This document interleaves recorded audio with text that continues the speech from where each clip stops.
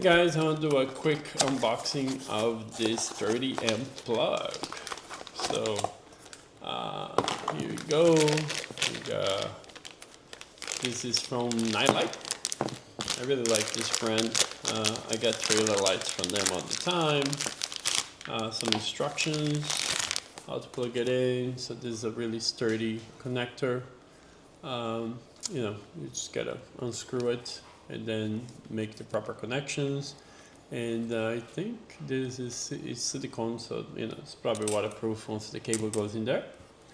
And like I said, it comes with instructions. This is a 30 amp male replacement connector, and then it's nice that they show you all the diagrams and stuff, so you know which cable goes where.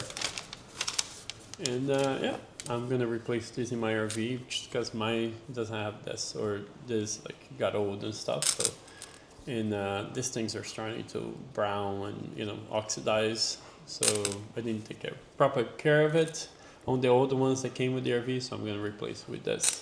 So hopefully you guys enjoyed this video. Take care.